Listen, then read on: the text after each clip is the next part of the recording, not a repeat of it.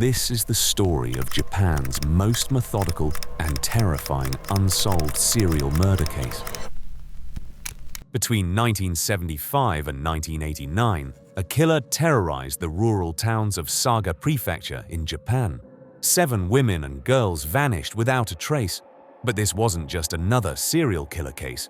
This predator had a signature that would haunt investigators for decades, an obsession with one specific day of the week. 6 out of 7 victims disappeared on a Wednesday. The killer didn't just murder. He psychologically tortured the families of his victims, sending letters in archaic Japanese script, making phone calls, claiming he knew them personally, and taunting police with information only the killer could know. Despite one of the longest investigations in Japanese history, the Wednesday Strangler was never caught, and due to the statute of limitations, he never will be. August 27th, 1975.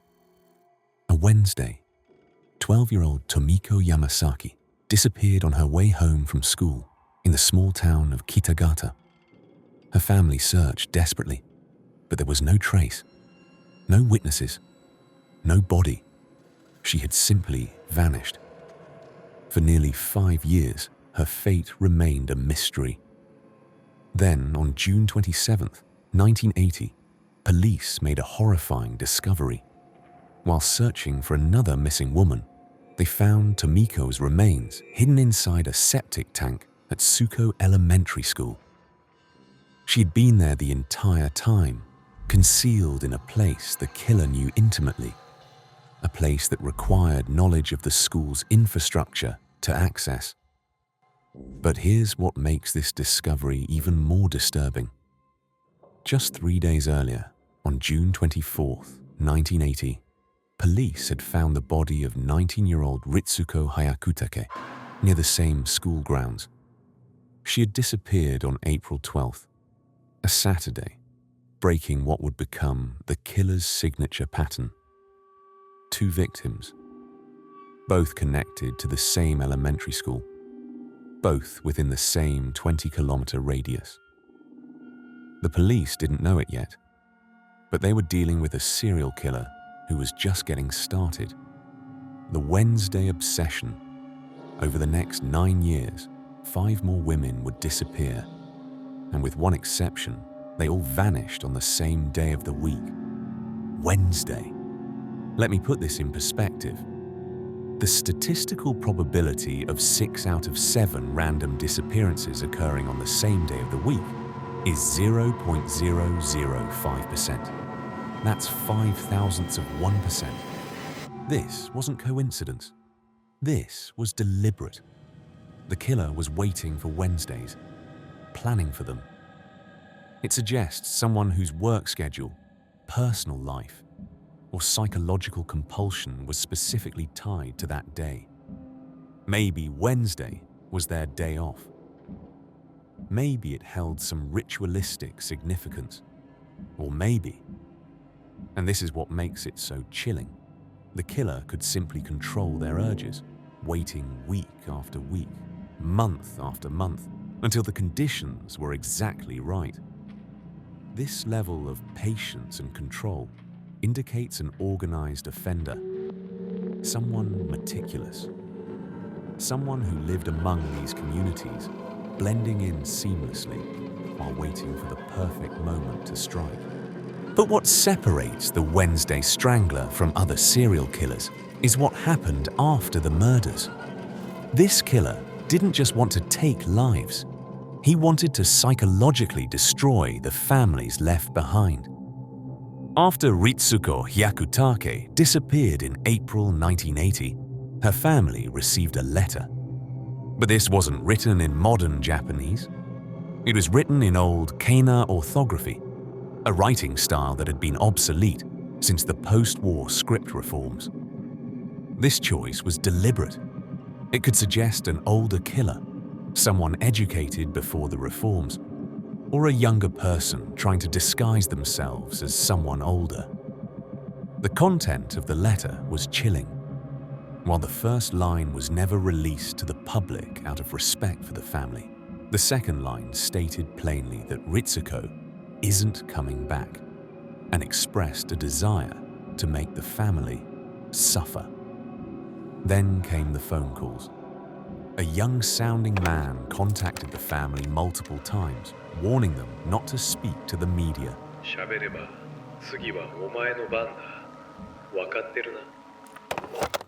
Here's where it gets confusing. The letter suggested an older person, but the voice on the phone was described as young. Was this two people working together? Or one killer capable of extreme vocal manipulation?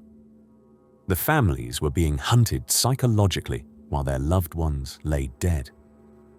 In February 1982, an 11-year-old girl became the fourth victim. She disappeared on a Wednesday, and her body was found behind a mandarin plantation near Ketashigeyasu Junior High School. But around the time her body was discovered, something deeply unsettling happened. One of the girl's friends received a phone call. On the other end was a woman's voice, pretending to be the missing girl. Then, shortly after, a postcard arrived claiming the writer intended to hold the girl for ransom, but killed her because she made a fuss. Forensic handwriting analysis showed this postcard didn't match the letter sent to the Hyakutake family. Different handwriting, different writing style. Yet the geographic location, the Wednesday disappearance, and the strangulation method all pointed to the same killer. Was there a female accomplice? Was the killer using multiple people to send communications?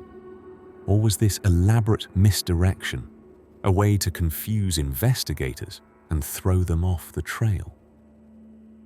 The most chilling moment came in December 1988. 50-year-old Kiyomi Nakajima disappeared on a Wednesday. Her husband was home when the phone rang. On the other end was a man speaking in a mixture of Saga and Kansai dialects, regional accents from different parts of Japan. The caller claimed he had found Kiyomi near Yakigome, a mountain pass in the area. Then he said something that changed the entire investigation. "I'm someone you know." Not, "I found her by accident." Not, "I was passing through."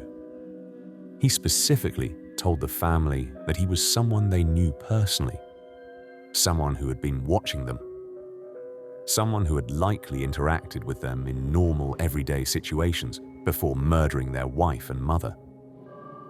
After this call, the family received a barrage of silent phone calls, a constant reminder that the killer was still out there, still watching, still in control.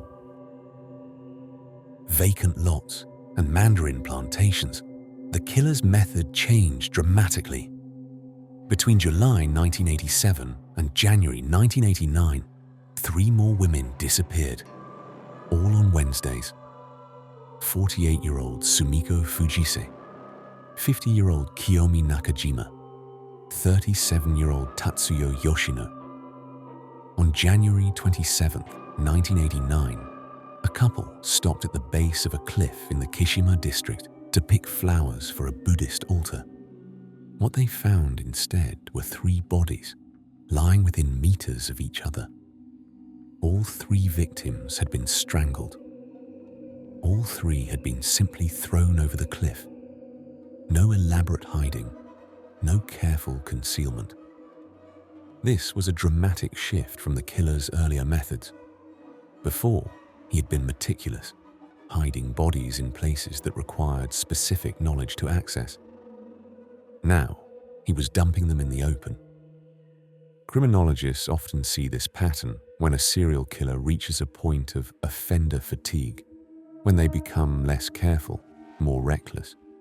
It can also indicate that the killer feels their run is coming to an end, or that they've become so confident they no longer fear being caught. The discovery of these 3 bodies would launch the largest investigation in Saga Prefecture's history, but it would also lead to one of the most controversial legal failures in modern Japan. The confession In November 1989, shortly after the discovery of the final 3 bodies, a 26-year-old man was arrested on an unrelated charge. During what police called a cognitive interview, he confessed to the 3 murders at the cliff. But there was a problem. He later recanted his confession, claiming it was coerced under intense psychological pressure during interrogation. For over a decade, the case sat in legal limbo. Then, in 2002, as the statute of limitations approached, the Saga Prefectural Police made a desperate move. On July 7, 2002, they formally indicted the same man for the murders, approximately 6 hours before the statute of limitations was set to expire. 6 hours. This wasn't careful police work. This was a department scrambling to close a case that had haunted them for over a decade, regardless of whether they had the right person. The DNA controversy. During the trial, prosecutors attempted to introduce mitochondrial DNA evidence to link the defendant to the crime scenes. But here's the problem with mitochondrial DNA. It's inherited maternally and isn't as unique as nuclear DNA. It can exclude suspects or place them within a broad family lineage, but it can't definitively prove guilt. The court found the DNA evidence insufficient. More damning, the Saga Prefectural Police admitted to poor investigation and over-interrogating the suspect. The entire case had been built on a questionable confession and forensic evidence that couldn't withstand scrutiny. In 2005, the defendant was acquitted. The deadline for an appeal passed on April 2nd, making the acquittal final. And with that, the statute of limitations expired for all 7 murders. The Wednesday Strangler, whoever he is, can never be legally prosecuted. Even if someone walked into a police station tomorrow with a full confession and irrefutable evidence, they could not be charged. The killer won. So who was this person? Based on the evidence, we can build a profile.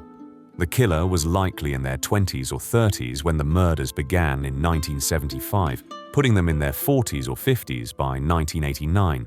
They were a long-term resident of the Saga Prefecture area, with deep knowledge of local schools, plantations and mountain passes. Their occupation likely allowed unsupervised movement on Wednesdays, perhaps maintenance work, agricultural transport, or a job with a specific weekly schedule. They were highly organized, sadistic, and capable of extraordinary impulse control, waiting months or even years between killings. They were also educated enough to write in archaic Japanese script and could speak in multiple regional dialects. This suggests either a diverse educational background or a deliberate effort to linguistically disguise themselves. But most chillingly, they likely knew their victims. The "I'm someone you know" phone call wasn't just a taunt. It was probably the truth. This was someone who blended into the community, someone who may have attended the funerals of their victims, someone who lived among the survivors for years, watching the pain they had caused. The legacy. Today, the sites associated with the Wednesday Strangler remain grim landmarks in Saga Prefecture: the Kishima District Cliff, Suko Elementary School, the Mandarin Plantation behind Kitashigeyasu Junior High.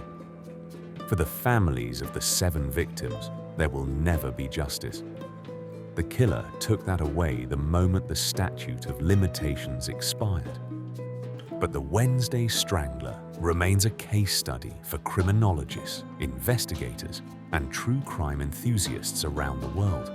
A reminder of how a methodical predator can exploit the routines of a community and the limitations of a legal system. Somewhere in Japan, the Wednesday Strangler may still be alive.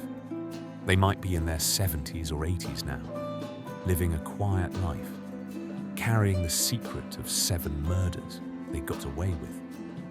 And every Wednesday, They probably remember what they did.